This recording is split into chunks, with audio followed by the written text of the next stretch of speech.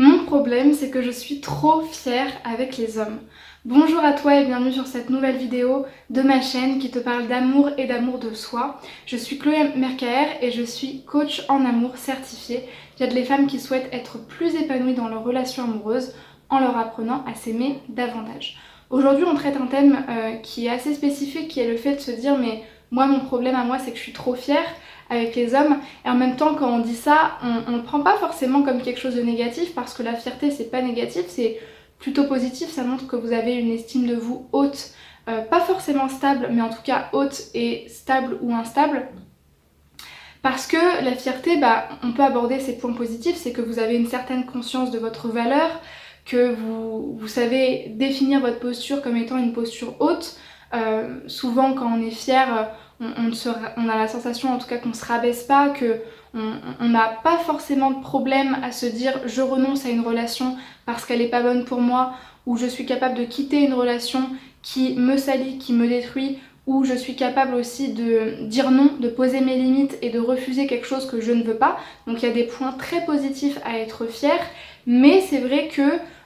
quand c'est trop extrême, quand on est trop dans la fierté, souvent c'est très associé à des problématiques de manque de confiance en soi, paradoxalement, et de manque de confiance en l'autre et de méfiance vis-à-vis de l'amour et des hommes. Alors ça peut être effectivement causé par des événements de vie amoureux ou pas d'ailleurs, qui ont marqué ça, comme le fait d'avoir vécu un deuil, un abandon, une trahison, de l'injustice, de l'humiliation. Tout un tas de choses qui vous ont forgé vers cette façon de vous protéger, parce que c'est une façon de se protéger. Mais quand on regarde les points extrêmes, c'est aussi un trait de caractère, ou en tout cas un mode de comportement, de se dire je suis fière, je connais ma valeur, je pose mes limites. Voilà, vous voyez, de la manière dont je le dis, c'est que ça crispe tout de suite les relations, ça les rend tout de suite très dangereuse, comme quelque chose de méfiant, comme quelque chose contre lequel il faudrait se protéger, et ça vous empêche de vivre les relations amoureuses comme étant quelque chose de fluide, quelque chose dans lequel je peux m'épanouir, quelque chose dans lequel je peux être vulnérable, je peux ne pas tout le temps être une forteresse et je peux pas tout le temps poser mes limites, mais au contraire m'autoriser. Et le problème d'être tout le temps fier, c'est que même si ça montre votre valeur, parfois et souvent, ça vous pose en position trop haute par rapport à l'autre finalement. Le fait de se dire je connais ma valeur, mais quelque part je me comporte et je manifeste en tout cas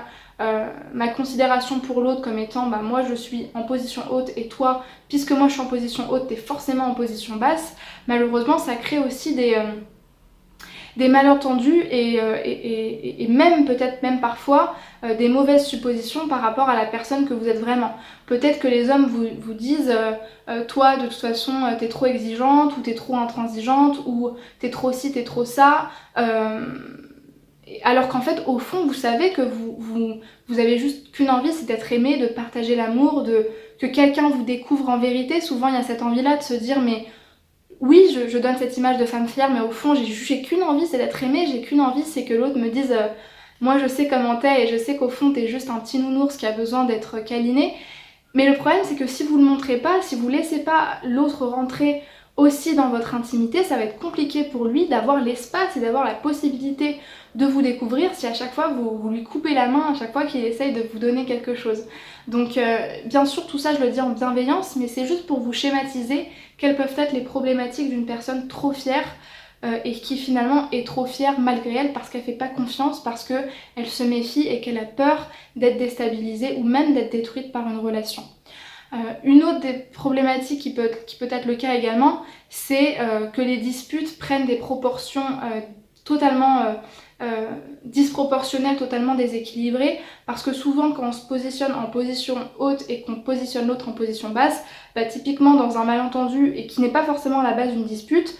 on est tous les deux au même pied d'égalité et on va tous les deux exprimer nos besoins, nos ressentis, nos demandes vis-à-vis de l'autre, en se disant ok, on va avancer ensemble, on va chacun faire des efforts. Sauf que la personne qui se positionne trop en position haute ne va pas considérer qu'elle aussi doit faire des efforts, que potentiellement elle aussi peut recevoir les ressentis de l'autre et ses reproches lorsqu'il y en a, ce qui fait que du coup, si j'accepte pas ce que tu me donnes, alors forcément je vais pas totalement me l'attribuer ou le prendre personnellement, mais si j'accepte même pas ton avis et que j'accepte même pas ta demande et que moi je te demande des choses que moi je n'applique même pas pour moi-même, ça va être très compliqué de régler des histoires de couple où c'est des relations qui vont fonctionner sur le mode de je contrôle, je domine et toi tu te soumets. Et ça c'est encore une fois pas des relations authentiques. Donc dans ce cas, ce que je préconise, la première chose que je préconise, c'est déjà de prendre conscience que votre fierté est un mode de protection, que c'est pas quelque chose de négatif, mais de prendre conscience et d'accepter le fait que c'est un mode de protection qui est ce qu'il est, qui est positif dans certains cas, qui vous a servi dans certains cas, mais qui actuellement dans vos relations vous pose plus de problèmes qu'autre chose, et que du coup acceptez aussi l'idée que c'est pas quelque chose qu'il faut tout le temps garder, ou c'est pas quelque chose qu'il faut tout le temps mettre en avant, ou peut-être que c'est quelque chose que vous allez devoir plus relativiser ou adapter aux situations. Prendre conscience de ça, décider que vous allez commencer à vouloir évoluer, à vouloir changer, et même si ça passe par de la remise en question, même si ça passe par une adaptation ou un ajustement, décidez que c'est pas parce que vous allez changer vos modes de comportement que vous allez changer de l'intérieur, que vous allez perdre en valeur.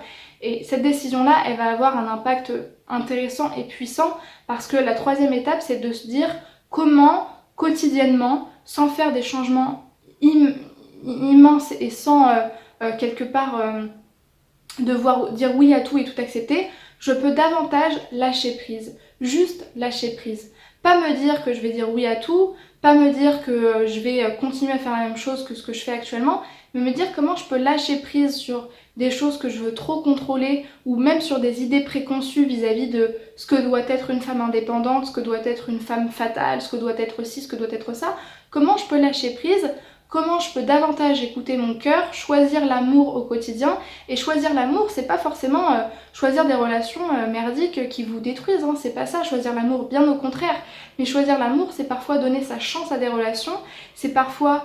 vous autoriser à vous dire oui, je veux bien vivre ça, oui, pour une fois je me dis oui et je m'autorise, je me permets d'aller vers certaines choses contre lesquelles je me serais plutôt fait une raison et je me serais plutôt cloisonné l'esprit à me dire non, c'est pas pour toi. Donner sa chance à quelqu'un, apprendre à connaître quelqu'un d'autre, parce que des fois quand on est trop fier, on se fait des idées très rapides sur les gens. Donc comment je peux davantage lâcher prise, peut-être pas perdre le contrôle, mais juste lâcher du lest et donner un petit peu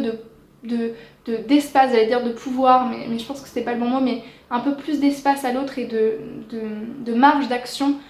vis-à-vis de vous, et finalement lui donner de la marge d'action, c'est aussi lui donner la possibilité de vous surprendre, de vous émerveiller et aussi de vous faire tomber amoureuse. Donc je vous laisse juste avec cette petite piste de réflexion face à vous. J'attends vos commentaires, j'attends vos réflexions à vous, vos décisions, et c'est vraiment quelque chose qui est propre à votre vie, c'est-à-dire que chaque personne va le voir différemment, chaque personne va voir des plans d'action différents. C'est pour ça que je vous donne pas une solution concrète, je veux vraiment qu'elle vous convienne et que vous l'appliquiez dans votre vie, surtout que c'est quelque chose que vous pouvez faire à l'intérieur de votre cœur. Parfois c'est pas des choses que vous faites concrètement, mais juste la façon de voir les choses, la façon de la ressentir, la façon de l'interpréter va être différente, et ça aussi c'est un changement important. Donc je vous laisse me dire en commentaire quelles ont été vos décisions, quels ont été vos changements vis-à-vis de cette vidéo, vis-à-vis de ce changement de comportement. Et surtout, je vous laisse vous abonner à la chaîne pour recevoir les prochaines vidéos. Et surtout, abonnez-vous aussi à mon compte Instagram que je mettrai juste là pour recevoir et bénéficier de toutes les ressources que je mets sur cette plateforme, telles des posts, des réels, des sondages, des lives, tout un tas de ressources dont vous pouvez bénéficier. Vous pouvez également me contacter sur cette plateforme en message privé et pour m'expliquer en fait votre situation. Pour celles qui veulent être accompagnées et apprendre à davantage faire confiance en l'amour et en elles-mêmes et surtout dans les hommes, je vous invite à réserver votre appel expert de coaching. Donc c'est un appel de 30 minutes dans lequel on fait un bilan de votre situation, que je vous explique ce sur quoi je peux vous accompagner, quels sont vos points d'amélioration et ce en quoi consiste un accompagnement de coaching. Et pour ce faire, je vous invite à cliquer sur le lien qui se trouve en description de la vidéo pour pouvoir vous inscrire. Merci de votre attention, à très vite pour de nouvelles vidéos et surtout prenez bien soin de vous. À très vite.